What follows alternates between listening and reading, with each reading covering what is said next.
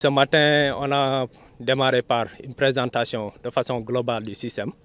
D'abord, si je prends le cas de KMS3, donc on avait fait, qu'on a réceptionné depuis longtemps la première phase, à savoir la phase transfert, qui permet au moins d'amener l'eau jusqu'au niveau de ces réservoirs qu'on a derrière. Maintenant, parallèlement, il y a un autre volet qu'on est en train de faire qui s'appelle le volet distribution, qui nous permet d'une part de renforcer tout ce qui est capacité de stockage au niveau du triangle Dakar, Mbour et Thiès, mais parallèlement aussi de renforcer le réseau.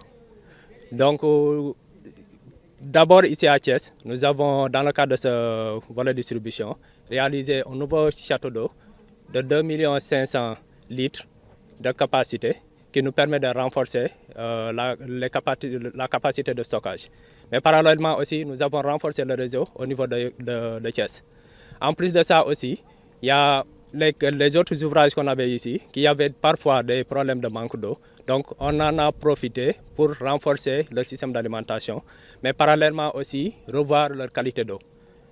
Parce qu'il y a eu des postes de chloration qu'on a pu améliorer. Donc c'est ça qu'on a pu faire au niveau de Thiès. Maintenant, arrivé ici au niveau de Thiès, ce qu'il faut préciser, c'est qu'on pompe l'eau de KMS jusqu'à ici. Mais arrivé au niveau de ces réservoirs, des deux réservoirs qu'on a ici, et il y a deux autres qu'on est en train de réaliser derrière, avec les mêmes capacités. Chaque réservoir, c'est 10 000 m3. Donc présentement, on a sous réserve 40 000 m3.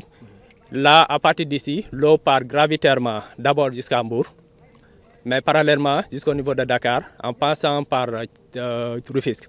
Nous attirons l'attention de l'autorité sur l'offre en permanence d'une quantité d'eau de qualité et d'une manière abondante. C'est le contrat qui nous lie avec Sen'Eau et le bras technique qui est la SONES.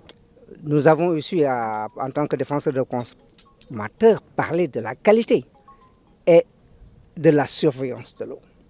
Ils nous ont rassurés que des prélèvements sont toujours faits à tous les stades du circuit de l'eau. Et c'est rassurant quand on nous parle même qu'il y a un œil externe, comme Caritas et autres, qui aussi sont dans le contrôle. Donc on peut rassurer les consommateurs du Sénégal que nous avons quand même une eau de qualité.